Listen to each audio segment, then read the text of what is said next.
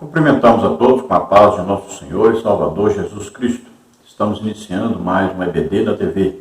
Eu sou o pastor Henrique, moro atualmente em Americana, São Paulo, antes morava em Imperatriz, Maranhão. Se você deseja nos convidar para estarmos aí, podemos fazer palestras para professores, superintendentes, interessados, podemos fazer palestras sobre missões, sobre escatologia, sobre família e vários outros assuntos. Também damos palestras sobre dons do Espírito Santo. Deus me concedeu dons de curar, onde nós temos orado e mais de 50 pessoas todo fim de semana são curadas, graças a Deus. Também pessoas são batizadas com o Espírito Santo, muitos irmãos. Também almas têm se convertido ao Senhor. Então, nos convide, nós teremos imenso prazer em estar aí com os irmãos. Meu telefone ainda é o mesmo, telefone lá do Maranhão, DDD 99, e o telefone é 99152-0454. Telefone de minha esposa, DDD de Americana, São Paulo, DDD 19, telefone 98448-2187. Meu e-mail, Henrique LHAS, esse LHAS são as iniciais do meu nome, então henriquelhas@hotmail.com. Se você deseja nos ajudar, eu já tenho mais de 5 anos e meio desempregado, então envie qualquer quantia nessas contas que aí aparecem. Aí nós temos aí Caixa Econômica, temos aí Bradesco e temos aqui embaixo Banco do Brasil. Banco do Brasil, o nome da minha esposa, Edna Maria Cruz Silva. Meu Pix, que é o meu CPF também, aí está, 331-957-816-20. Aí esse Banco Bradesco de Imperatriz. Não se esqueça de dar aí um like, não se esqueça de se inscrever, que aparece embaixo, inscrever-se, para que nós possamos alcançar mais pessoas. Quanto mais você se inscreve, você passa esse link desses vídeos para outras pessoas, elas vão dando like, vão se inscrevendo, mais pessoas serão atingidas, e aí o YouTube ajuda a divulgar mais o nosso trabalho, a espalhar mais ainda, né? Então nos ajude, tá? Você está fazendo uma obra para Deus. Vamos então à nossa lição. Nós estamos estudando neste trimestre, nessa revista da CPAD, o tema, o apóstolo Paulo. Lições da vida e ministério do apóstolo dos gentios para a Igreja de Cristo. O comentarista da CPAD deste trimestre é o pastor Elianai Cabral. Hoje nós estaremos estudando a lição de número 9, que tem por título Paulo e sua dedicação aos vocacionados.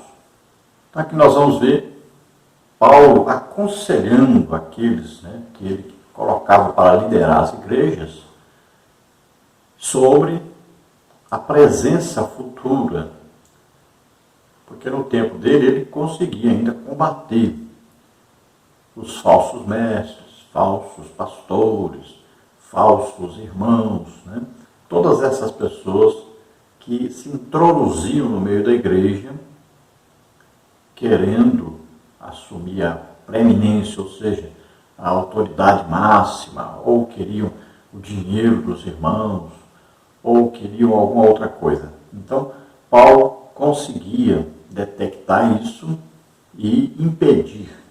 Mas ele estava agora se despedindo dos irmãos. E ele sabe que no futuro, então, esses falsos, principalmente falsos mestres, principalmente aí os judaizantes, por exemplo, eles entrariam, eles confundiriam os irmãos. Então eles estavam no meio da igreja, mas ainda não se destacavam muito, e quando queriam se destacar, o apóstolo Paulo fazia alguma coisa para impedir. Mas com a sua saída, ele sabia que eles então introduziriam aí doutrinas diferentes, heresias, Eles penetrariam como um fermento no meio da massa e atrapalhariam o progresso da igreja.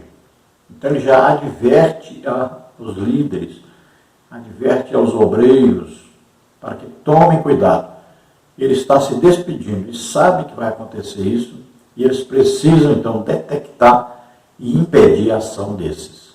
Para isso, os irmãos deveriam então se dedicar mais à oração, ao estudo da palavra de Deus, ao jejum, à visitação de todos os membros da igreja, né? Então eles deveriam estar presentes e exercer a autoridade de Deus e exercer o poder que Deus dava a eles, para que eles pudessem combater esses falsos irmãos. Vamos ver o resumo dessa lição, então. Nós vamos ver aí no tópico número 1, Éfeso, o ponto de aprendizado dos vocacionados. Subtópico 1, o ponto de partida. Subtópico 2, Paulo e o despertamento de novas vocações. Subtópico 3, Paulo, um mestre inspirado. No tópico 2, nós vemos aí o legado doutrinário de Paulo para os novos líderes. Subtópico 1, a advertência de Paulo a respeito dos judaizantes. Subtópico 2, o compromisso de Paulo com o Senhor. Atos 20, 19. No tópico 3, nós vamos ver aí, Paulo apela aos líderes. Subtópico 1, sobre o desprendimento do obreiro para realizar a obra de Deus. Atos 20, 24. Subtópico 2, sobre o cuidado pessoal do obreiro. Atos 20, 28. Subtópico 3, sobre a ameaça de lobos cruéis no rebanho de Deus. Atos 20, 29 e 30. Então, tudo isso estaremos estudando durante essa lição. Vamos ver agora o que diz, então, o textual da lição e a verdade prática. No textual nós temos aí, olhai, pois, por vós e por todo o rebanho sobre o que o Espírito Santo vos constituiu bispos, para apacentardes a igreja de Deus, que ele resgatou com seu próprio sangue. Atos 20, 28. Então, Paulo chama a atenção deles, primeiro, para eles mesmos. Então, olha só, é preciso prestar atenção na vida pessoal deles, da vida de intimidade com Deus de cada um deles, a vida devocional de cada um deles. Então, todo dia, orando, principalmente orando em línguas, praticando jejum, estudando a palavra de Deus. E isso era a base, então, para o ministério de cada um. Essa intimidade com Deus, essa comunhão com o Espírito Santo. Então, olhai por vós. Depois, em segundo lugar, ele diz, olhai para o rebanho, ou seja, para a igreja, para os cristãos, para aqueles que vocês foram chamados para cuidar deles. Então, o rebanho, cada um deles, olha só, um líder, ele deve visitar cada uma das suas ovelhas. Um pastor da igreja, da congregação, ele tem que visitar cada uma das suas ovelhas. Ele deve ir na casa de cada uma. Então, ele deve orar por eles, deve visitá-los, deve orientá-los, deve ajudar em tudo que for possível. Então, isso é o cuidado com o rebanho. Assim o pastor vai detectar se existe algum falso ensino, se eles estão recebendo a visita de algum falso irmão, se eles estão aprendendo certo ou errado na igreja. Então ele vai detectar visitando. Depois, Paulo vai falar então que o Espírito Santo é quem constituiu a cada um deles sobre esse rebanho. Então olha só, eles precisam ter comunhão com o Espírito Santo. Eles precisam ter intimidade com o Espírito Santo. Isso se consegue com oração, jejum, estudo da Bíblia. Então eles precisavam dessa comunhão, dessa intimidade. E quanto mais orar em línguas, maior será essa intimidade. Então, se foram constituídos pelo Espírito Santo, precisam ter comunhão com o Espírito Santo. O Espírito Santo vai orientar, vai dirigir. Então eles foram colocados como líderes. Aqui a palavra bispos, né? Então, líderes. Aqui, tanto faz falar pastor, como evangelista, como presbítero, como diácono. Está falando da liderança, aquele que está liderando uma congregação. Ali ele está na posição de um bispo. E também nós podemos olhar como uma liderança de várias congregações. também a palavra se aplica a este líder de várias congregações. E o Espírito Santo, então, os considerou, os apoiou, os escolheu, os capacitou, os enviou. Para quê? Para apacentar o rebanho de Deus. Então, apacentar significa cuidar, significa visitar, significa aconselhar. Por isso que o pastor de congregação, o líder, nunca pode ter um trabalho secular. Ele não pode se dedicar a duas coisas ao mesmo tempo. Não pode amar a Deus e ao dinheiro ao mesmo tempo. Tem que tomar decisão. Ele foi chamado para cuidar do rebanho, para apacentar o rebanho. Então ele precisa cuidar, ele precisa visitar, ele precisa estar sempre orientando, aconselhando, estar presente todo o tempo. É preciso dedicação. Infelizmente, nós temos visto aí quantos e quantos e quantos são milhares e milhares de obreiros que ainda estão trabalhando secularmente, não estão visitando as pessoas, não estão aconselhando, não sabem nem o que está acontecendo com as ovelhas. Veja só, por isso que as seitas estão aí, retirando pessoas da igreja direto. Por isso que ganhamos tantas almas e perdemos tantas almas. Nós perdemos mais do que ganhamos, porque não existe o verdadeiro trabalho pastoral. E veja só que Paulo adverte, foram comprados com sangue de Jesus, comprados com altíssimo preço, incalculável preço, não existe outro preço maior do que esse, o sangue de Jesus derramado por todos nós. Veja só, então não está havendo a consideração devida a essa compra de alto valor. A verdade prática diz, no reino de Deus, a liderança mais antiga zela pelas lideranças mais novas. Os jovens vocacionados precisam de cuidado e zelo.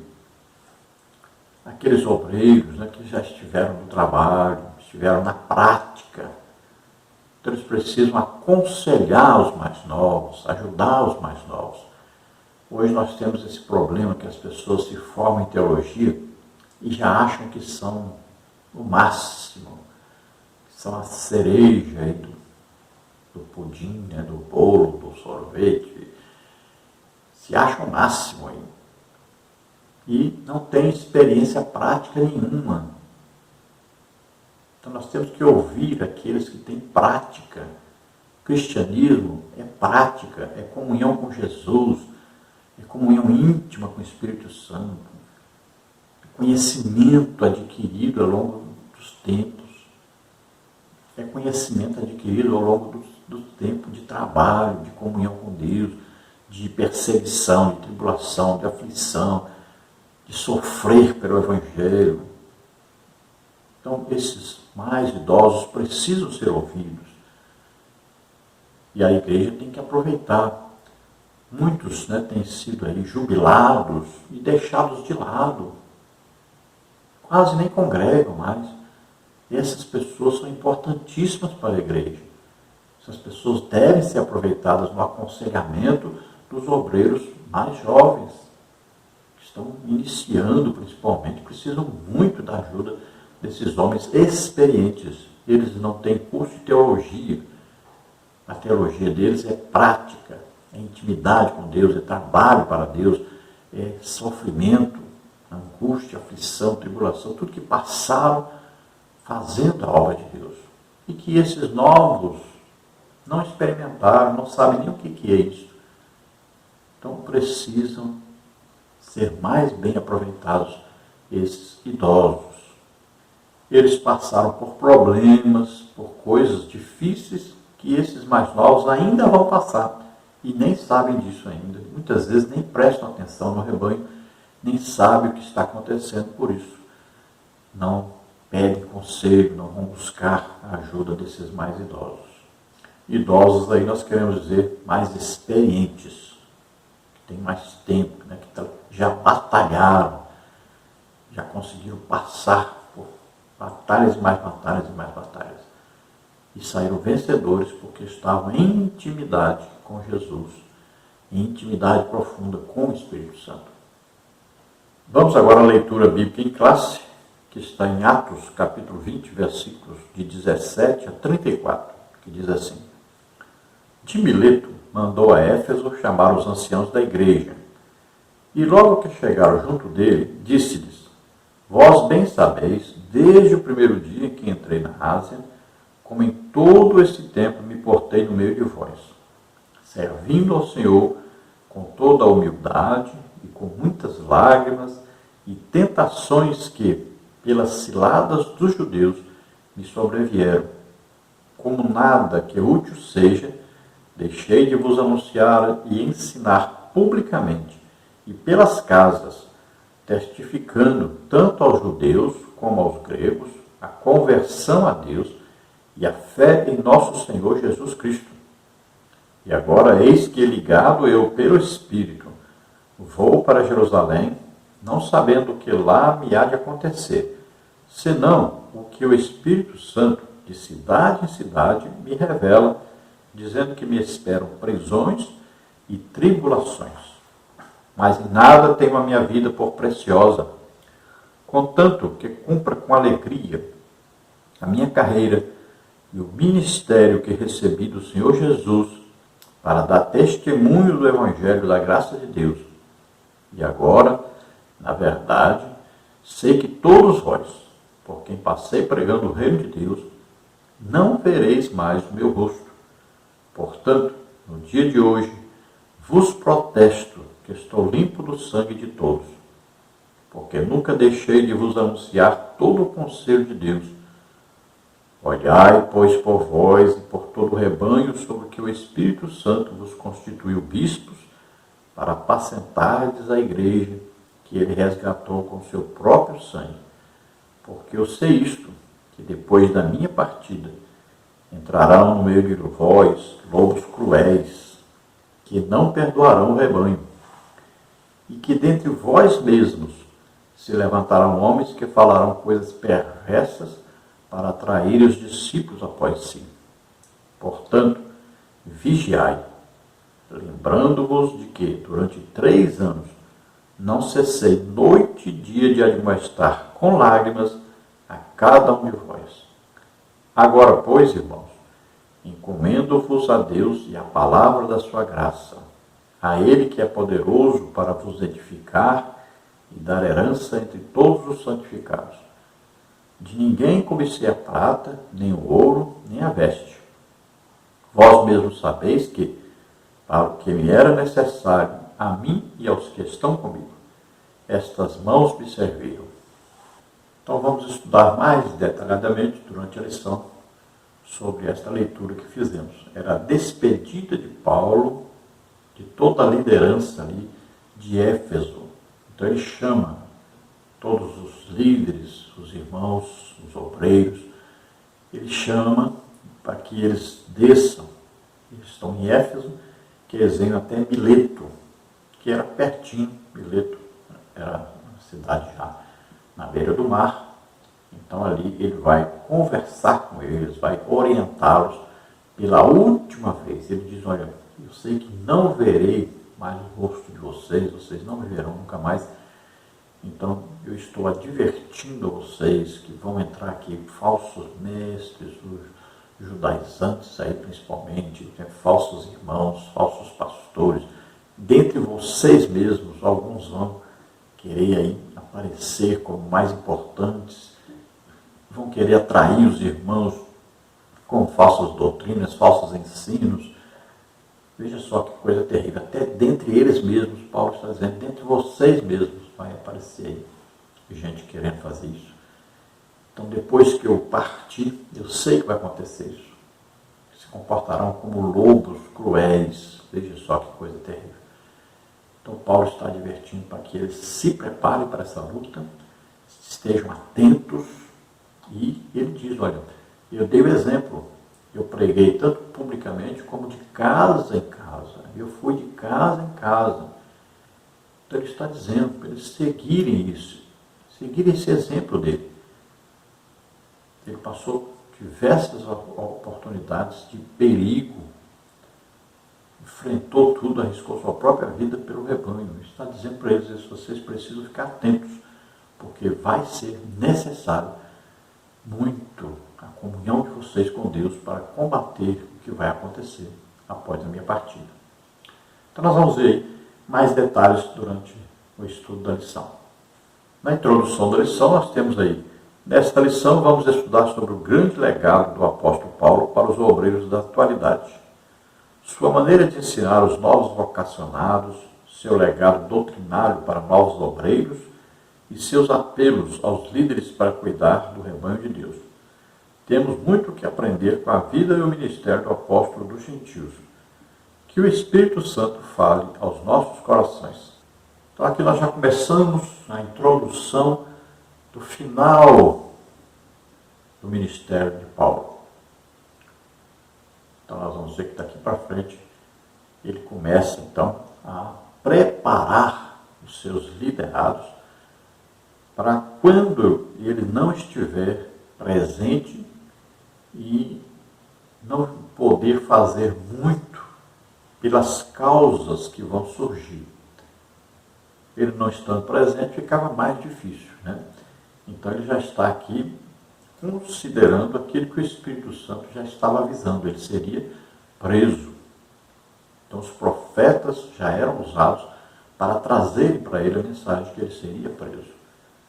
Então, ele, sabendo disso, ele já está preparando os irmãos para o futuro. E isso serve muito para os obreiros de hoje.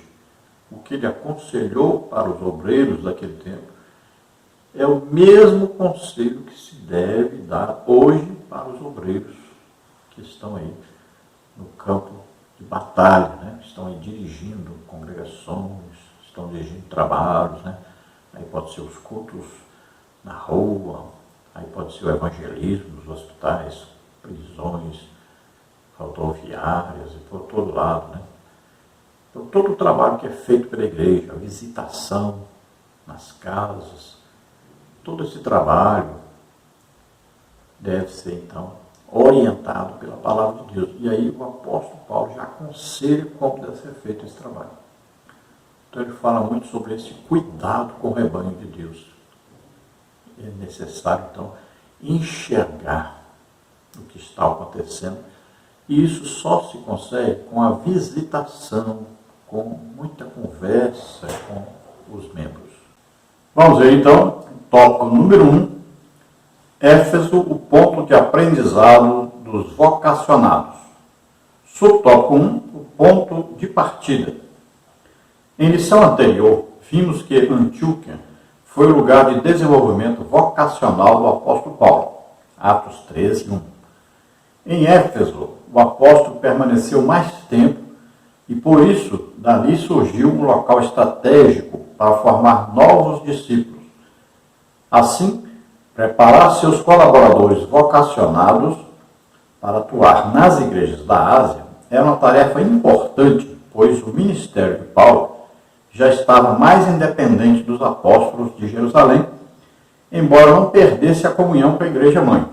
Logo, sem uma boa preparação dos novos líderes, a obra de Deus não pode ser feita com eficácia. É preciso cuidar das novas vocações. Então vimos aí que Paulo foi mentorado, né? Foi discipulado por Barnabé e passou um tempo em Antioquia, ou Antioquia, como quiser. E lá então ele pegou experiência. Ele estava ao mesmo tempo aprendendo e ao mesmo tempo ensinando. Então ali ele foi pegando experiência. Ele já tinha pregado em Damasco, né? E pregou em Tarso, também em Antioquia ou Antioquia, em alguns outros lugares. Então ele pegou experiência. Ele não só pregava, ganhava as almas, como também discipulava essas almas. Aí agora nós vemos que ele faz a primeira viagem missionária, a segunda viagem missionária, e agora estamos entrando na terceira viagem de Paulo. Nós vamos ver que agora ele está voltando para Antioquia, mas ele resolve ir então a Jerusalém. E vamos ver que ele faz agora a sua despedida. Ele sabe o que espera em Jerusalém, foi avisado pelo Espírito Santo. Então agora ele vai ensinar aos liderados dele, né, aqueles que ele colocou para liderar as igrejas. E aqui, especificamente, ele vai falar para os líderes de Éfeso. Ele está em Mileto, manda chamar então toda essa liderança, todos os obreiros da igreja de Éfeso, até Mileto. E ali ele vai dar as orientações finais. Ele diz para eles que está se despedindo, que eles não veriam mais o seu rosto. Então, ele dá os conselhos finais a eles. Então, Paulo diz que por 3 anos ele esteve em Éfeso, somando então as suas passagens por ali. 3 anos ele esteve, principalmente, né, ali numa escola de Tirano. E nós vamos ver que em Éfeso é onde Paulo mais praticou a guerra espiritual. Vamos ver ali que havia muitos que praticavam artes mágicas, né? Vamos ver ali quantos sinais, prodígios e maravilhas Deus fez para combater exatamente o poder de Satanás, a ação de Satanás naquela cidade. Então ali Paulo teve uma experiência muito grande, uma experiência espiritual. Então Paulo agora vai juntar a sua experiência no aprendizado da palavra de Deus com a sua experiência no poder de Deus. Ele junta essas duas coisas e vai orientar então os obreiros para que eles tenham essa mesma experiência, para que eles possam combater os falsos ensinos, os falsos mestres, falsos pastores, falsos irmãos, todos que vão introduzir aí heresias, né? Introduzir mentiras, enganos, que vão tentar levar o povo após eles. Então eles precisam estar preparados para essa guerra que vai surgir, porque durante o tempo que ele esteve com eles, ele pôde, através da comunhão com Deus, né, da orientação do Espírito Santo, combater e vencer todos esses falsos irmãos. Veja que Paulo sempre esteve em comunhão com a igreja de Jerusalém, mas nunca dependente da igreja de Jerusalém.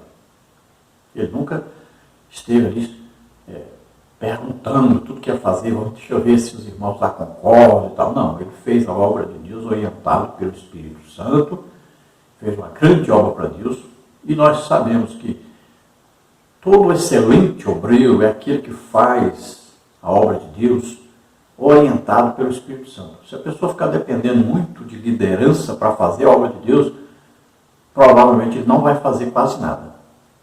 Eu sempre evangelizei, por exemplo, colégios, um lugar excelente de ganhar almas.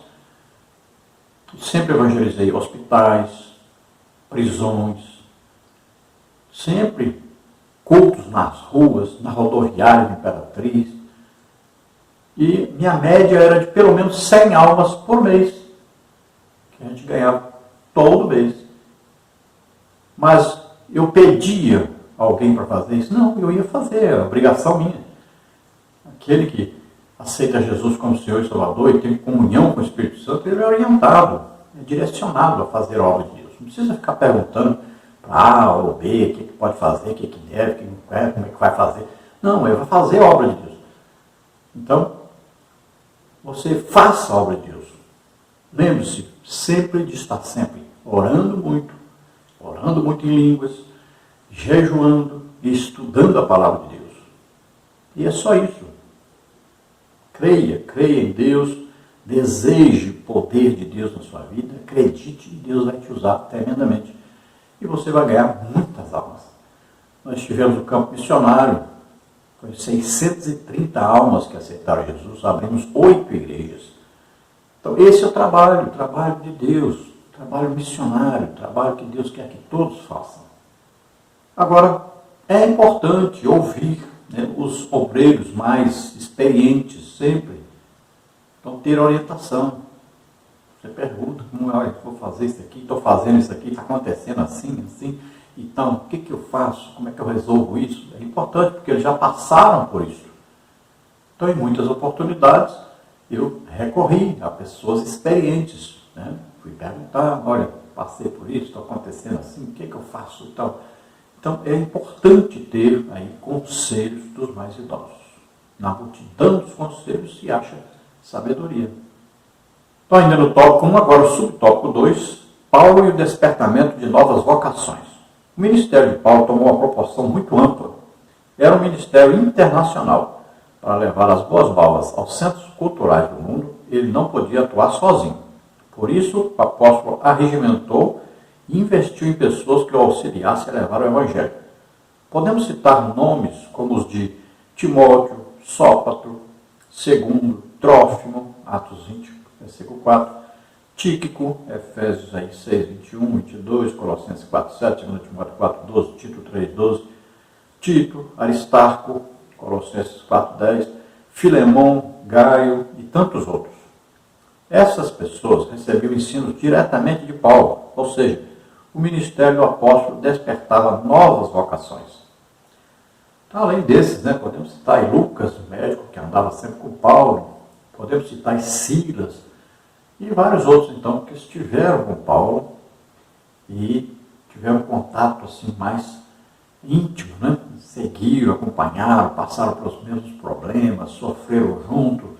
Então, pessoas que ele foi auxiliando na formação do caráter ministerial de cada um. Pessoas que se destacaram depois fazendo a obra de Deus. Então veja que Paulo, em íntima comunhão com o Espírito Santo, ele não via apenas o local. Hoje nós temos muito problema assim, que a pessoa enxerga só o local onde ele está. Às vezes, só o bairro onde ele está, às vezes, no máximo aí a cidade onde está, Mas ele não vê o estado, o país, não vê o continente, não vê aí o mundo inteiro. Então ele não tem uma visão geral. E essa visão geral é importantíssima. Nós somos chamados para fazer grandes coisas para Deus. Atingirmos milhões de pessoas. Não é apenas uma pessoa, 10 pessoas, 20 pessoas, 100 pessoas, 500 pessoas. Não.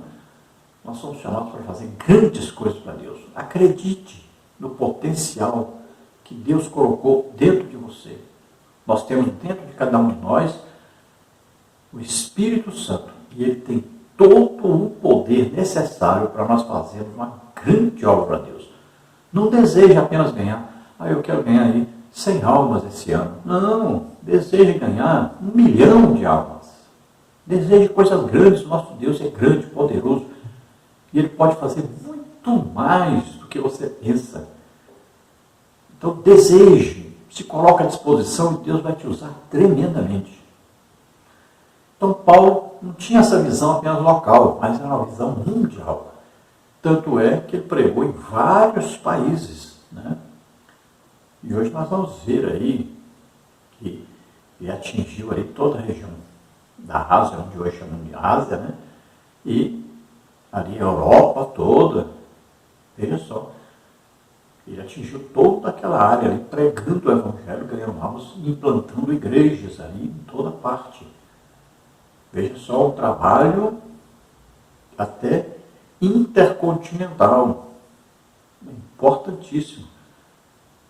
Veja que o Evangelho no tempo de Paulo cresceu muito mais do que hoje. Nós temos aí toda essa tecnologia que nós temos, e nós não conseguimos atingir a área que o apóstolo Paulo atingiu. Nós temos hoje quase a metade do mundo que nunca ouviu nem o nome de Jesus. Impressionante, mas é verdade. Então, com toda essa tecnologia que nós temos muito poucas pessoas que realmente fazem uma grande obra para Deus. No subtópico 3, nós temos aí Paulo, um mestre inspirado. O apóstolo Paulo aproveitou a boa vontade de seus filhos na fé para o aprendizado no Evangelho. Nesse sentido, ele tornou-se um mestre inspirado para os que o ouviam.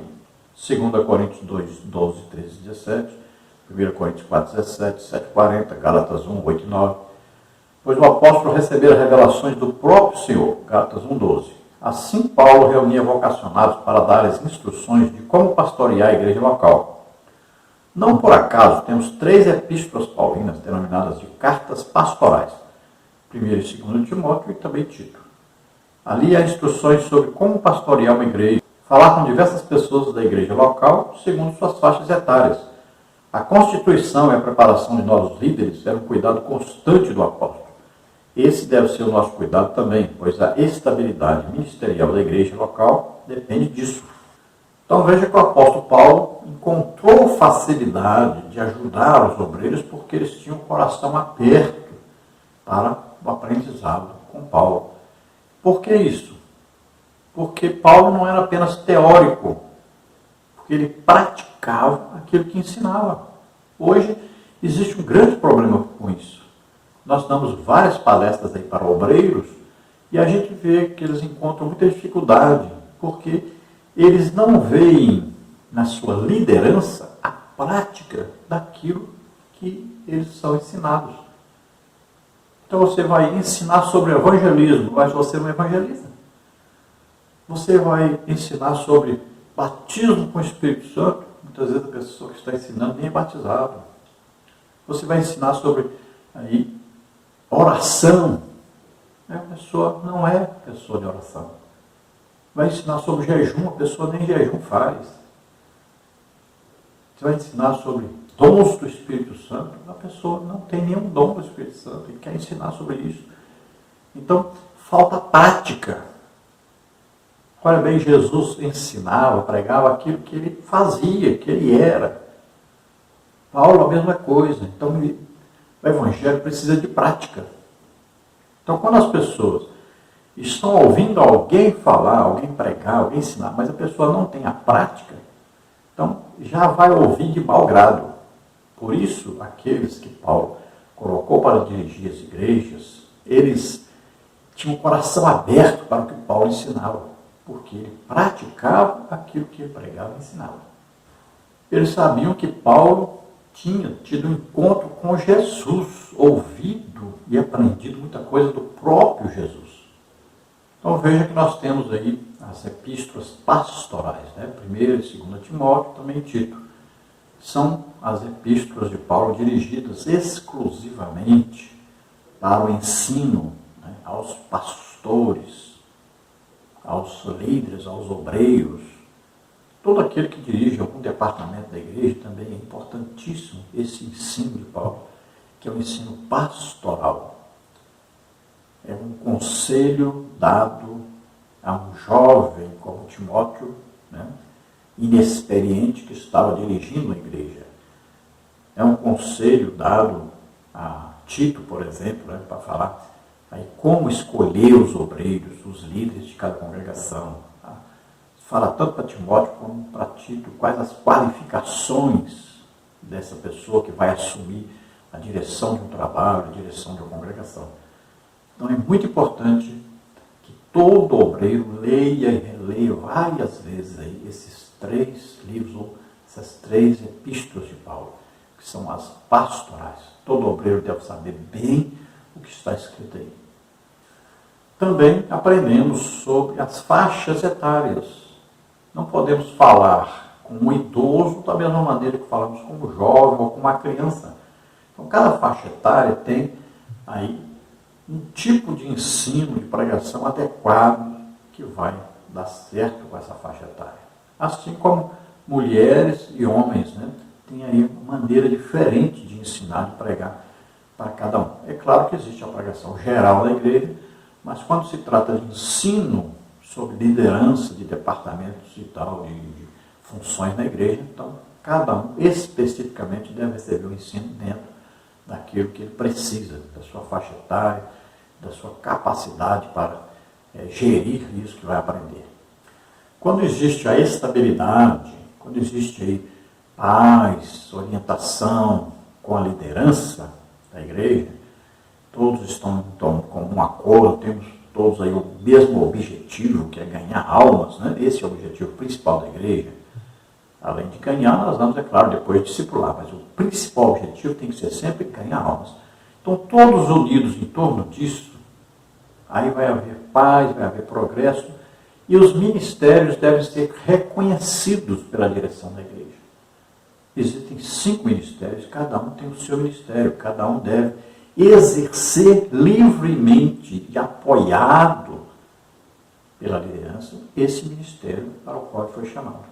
Então tudo vai funcionar muito bem e vai ter grande progresso na igreja. Nós temos aí no tópico 2 o legado doutrinário de Paulo para os novos líderes. No subtópico 1 nós temos a advertência de Paulo a respeito dos judaizantes e dos gnósticos. Então nós vamos ver na letra A aí quem eram os judaizantes. Durante o ministério de Paulo, muitos judeus acolheram a mensagem apostólica e tornaram-se cristãos, mas nem todos aceitavam a liberdade cristã dos gentios. Por isso, alguns deles torceram o ensino do apóstolo, afirmando que a salvação dos gentios dependia da observância da lei mosaica. Assim, exigiam que os gentios convertidos observassem a lei, tais como alguns aspectos: a prática da circuncisão, a guarda do sábado judaico, a observância dos ritos que envolviam datas e comidas.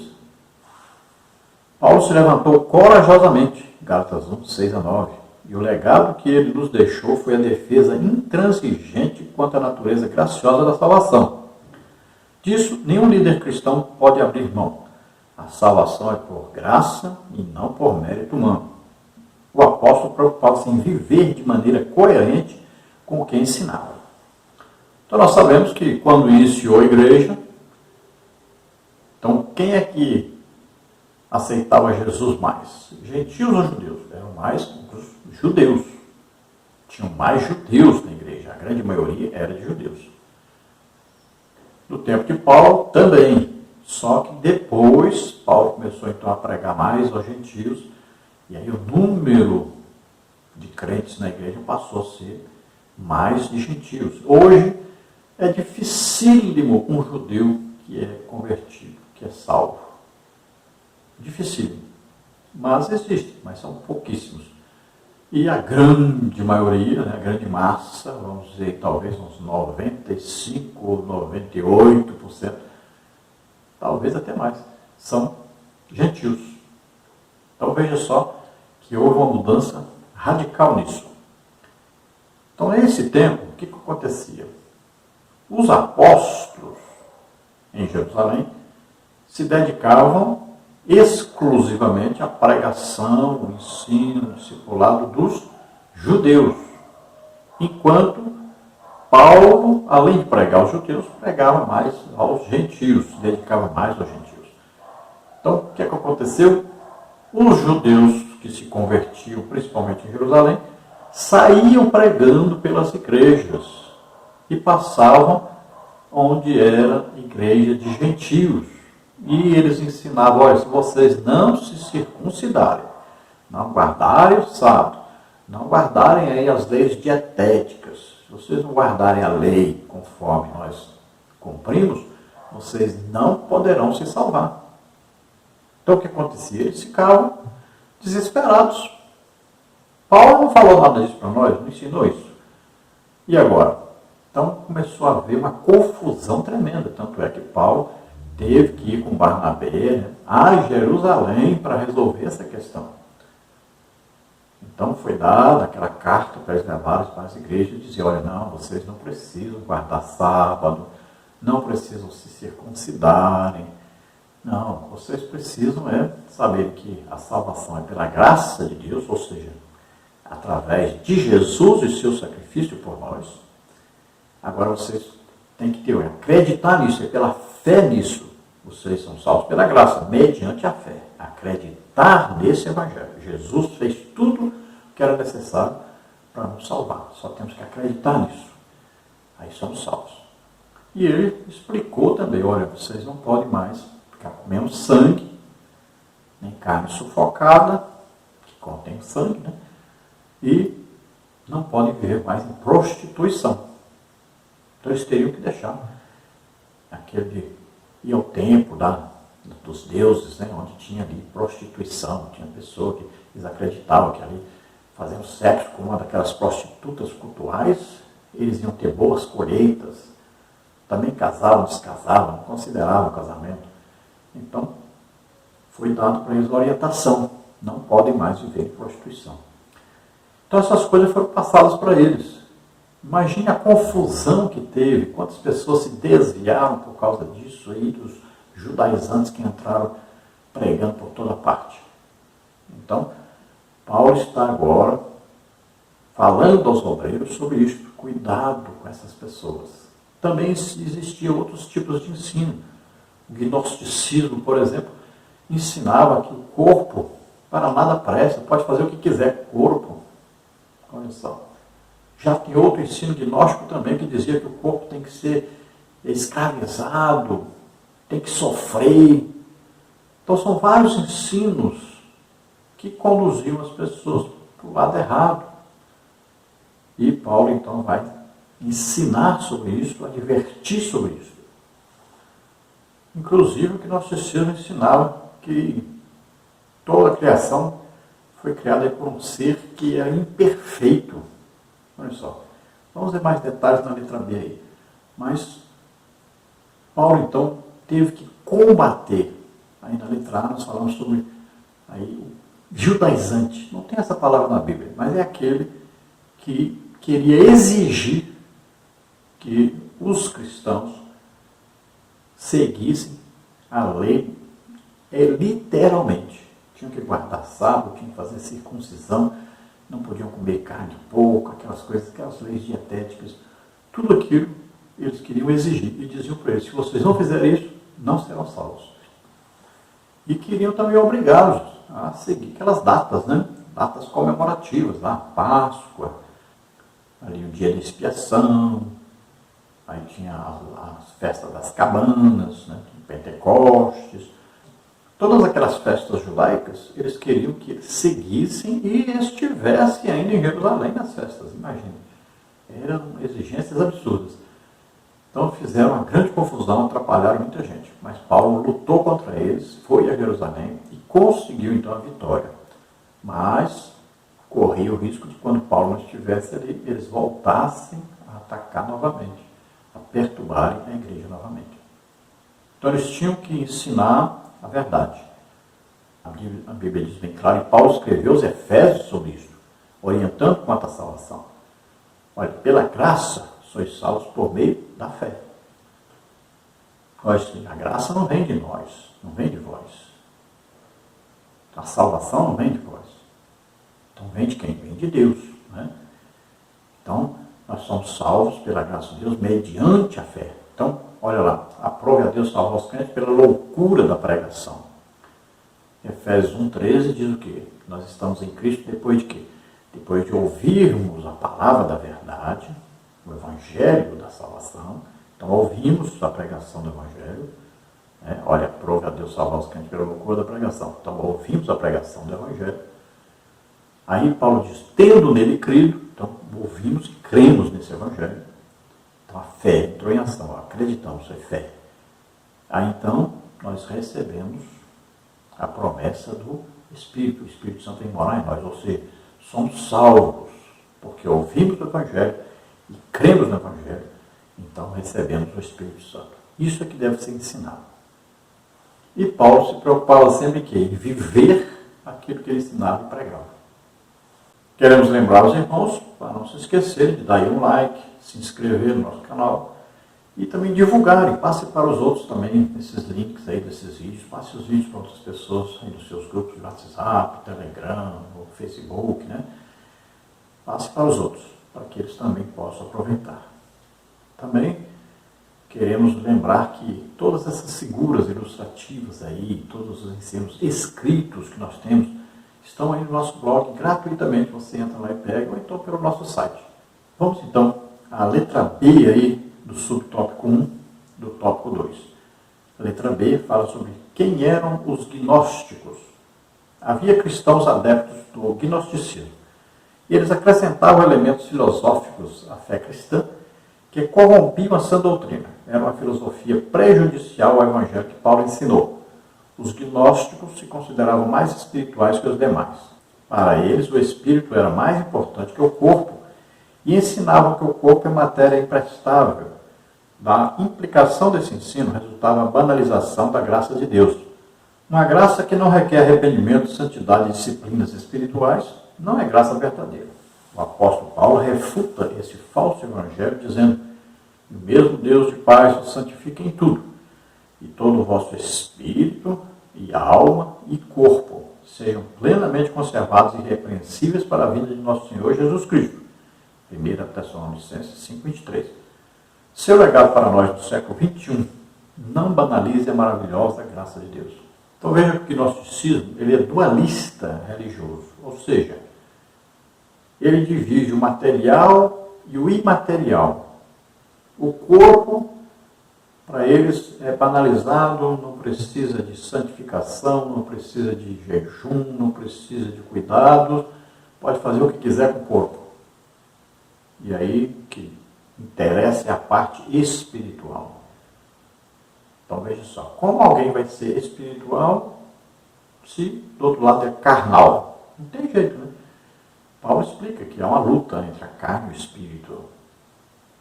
Então a carne tem os desejos, né, pecaminosos, ambiciosos, concupiscência aí, é a ambição por coisas erradas, coisas contrárias a Deus, a falta de santificação. Então existe uma luta. Para os gnósticos, então, poderia atender a todos os desejos do corpo, não tinha problema nenhum. Olha só, isso trazia um grande prejuízo. Tanto é que Paulo ensina que nós temos que manter espírito, alma e corpo irrepreensíveis para a vinda do Senhor. O espírito você alimenta com oração, a alma você alimenta com a palavra de Deus, e o corpo você tira o alimento dela. É jejum que domina o corpo. Então, olha só, nós temos que santificar, tornar separado para Deus tudo, espírito, alma e corpo, para o serviço de Deus.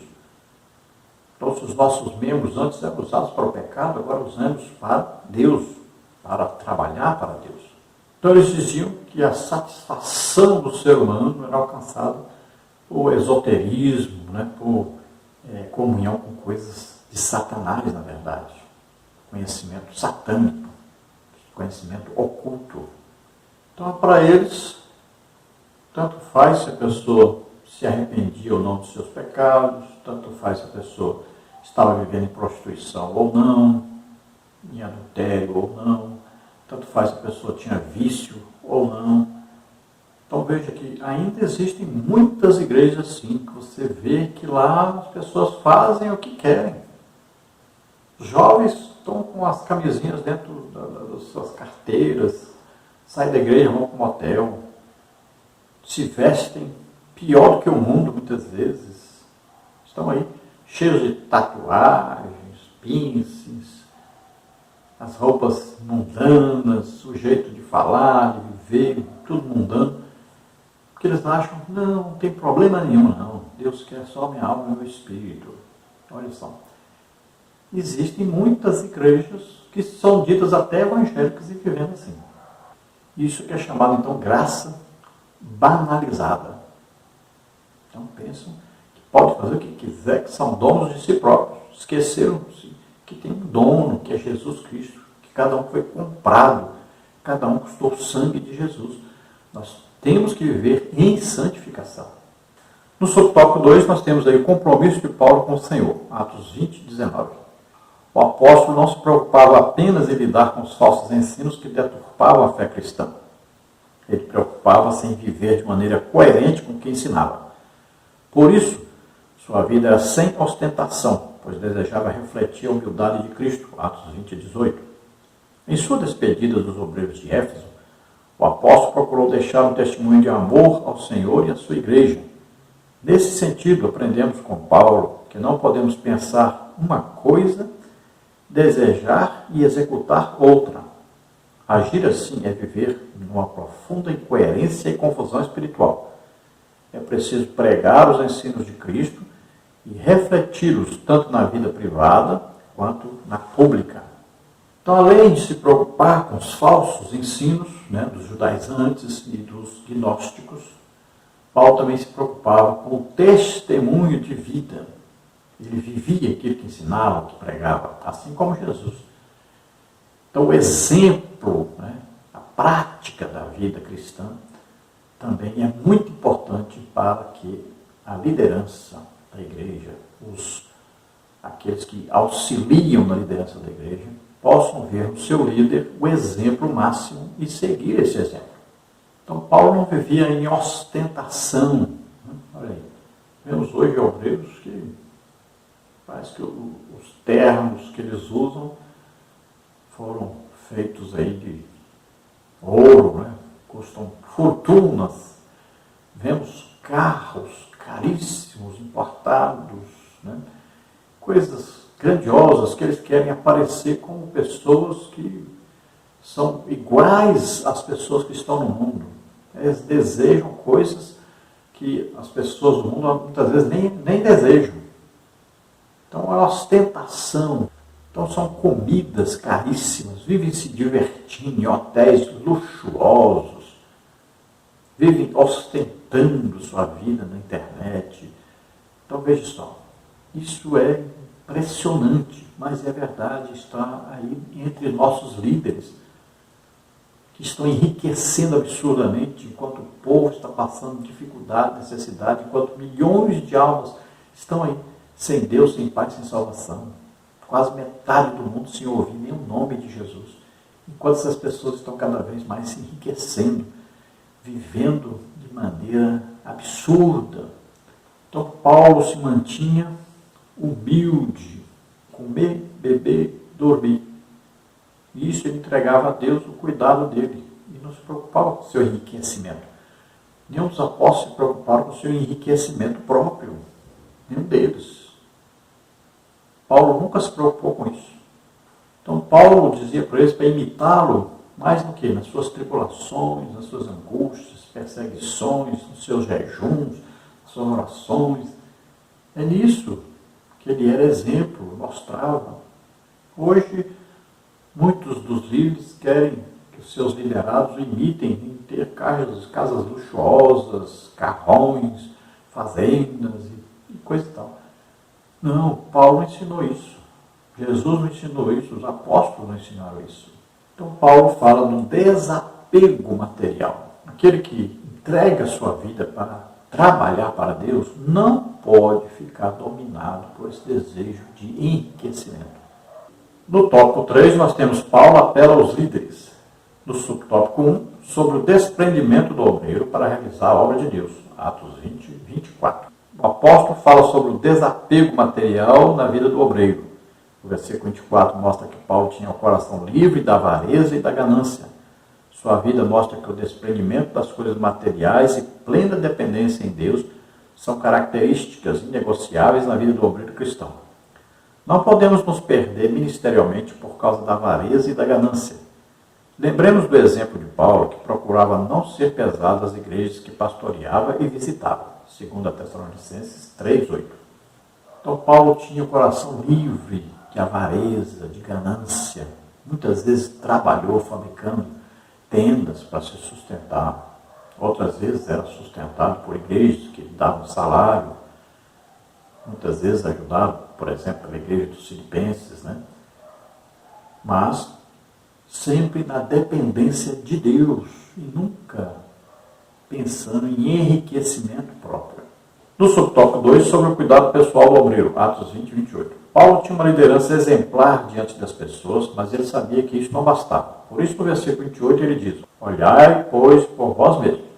Assim aconselhou os obreiros que olhassem para si mesmos. Às vezes, na caminhada ministerial, tendemos a passar a ideia de super-homens. Entretanto, a experiência nos ensina que não somos intocáveis pelas circunstâncias externas.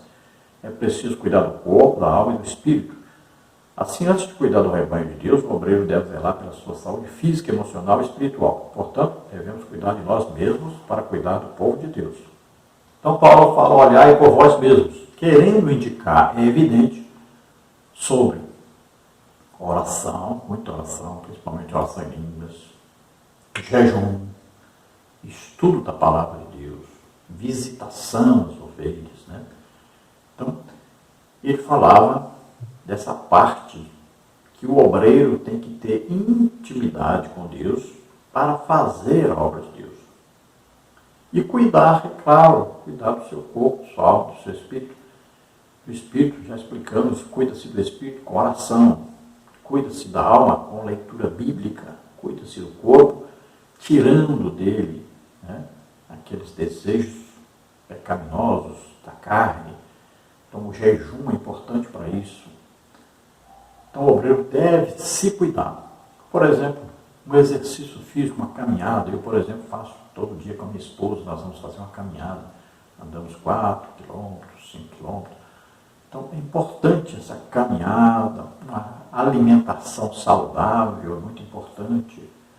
E termos paz, né? Esposa com esposo, com os filhos. Essa vida em paz vai proporcionar ao líder uma vida tranquila também para administrar a igreja, né, e o seu ministério.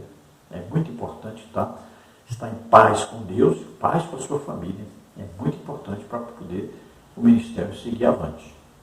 No subtópico 3, sobre a ameaça de lobos cruéis no rebanho de Deus, Atos 20, 29 e 30. A metáfora dos lobos cruéis se refere aos falsos mestres que incutiam doutrinas estranhas na mente dos incautos. Esses lobos eram predadores espirituais do rebanho de Deus, destituídos de misericórdia e amor. Nesse sentido, o apóstolo convoca os obreiros a terem o compromisso de cuidar de cada ovelha do rebanho, ensinando-a e protegendo-a. Portanto, estejamos atentos contra os predadores que atacam o rebanho do Senhor. Precisamos desempenhar com fidelidade o nosso papel de guardiões e protetores do rebanho de Deus. Então, Paulo chamou de lobos cruéis. Eles não têm pena de ninguém. Eles querem atacar o rebanho de Deus, querem destruir.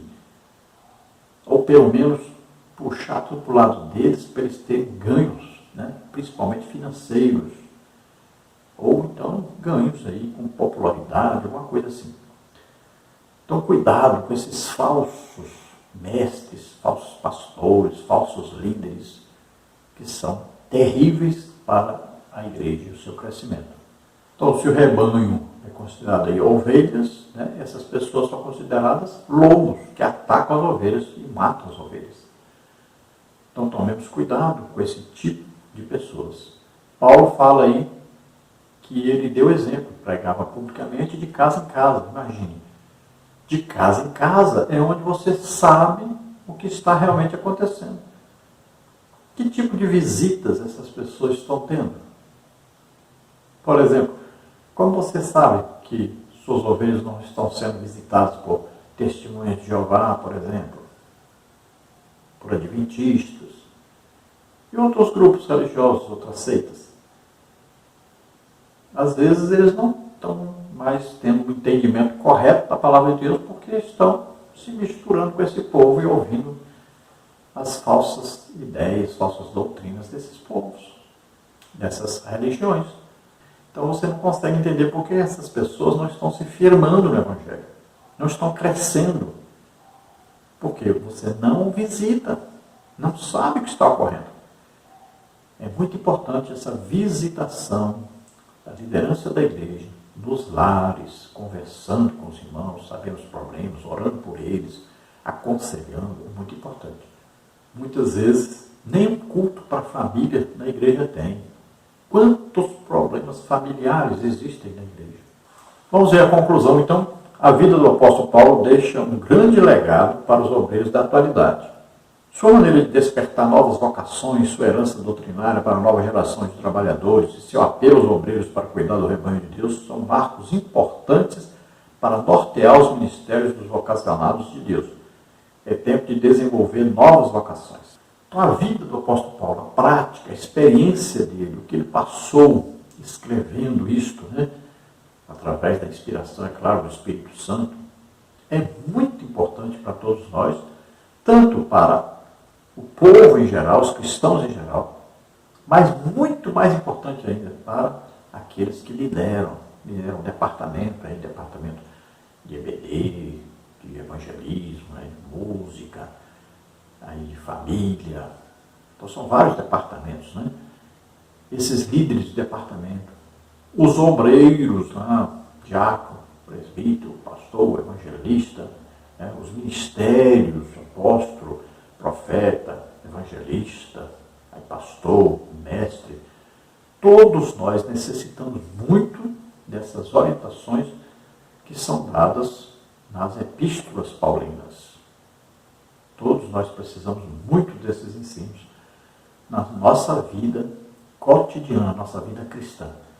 Então, leiamos bastante isso, aprendamos, busquemos aí a revelação do Espírito Santo, a ajuda do Espírito Santo, e também ouçamos os conselhos dos mais velhos que já passaram por isso. Eles têm experiência naquilo que nós estamos passando hoje. Vamos orar agora. Se você ouvindo deseja entregar a vida para Deus, aceitar Jesus como o único Salvador e Senhor de sua vida agora, faça isso agora. Vamos orar juntos. Arrependa-se agora dos seus pecados. Depois estaremos orando também pelos doentes e enfermos. Vamos orar. Pai querido, em nome de Jesus, te apresentamos essas vidas que se chegam a Ti agora, arrependidos dos seus pecados. Basta gute verklande, give força, esforça-te, tem bom ânimo, entregue sua vida a Deus agora. Seu nome está sendo escrito no livro da vida. Receba o Espírito Santo agora. Todo aquele que está doente, está enfermo, receba a cura agora em nome de Jesus. Solta agora toda doença, toda enfermidade. Toca neles, ó Senhor. Faz maravilhas na vida deles. Em nome de Jesus. Glória a Deus.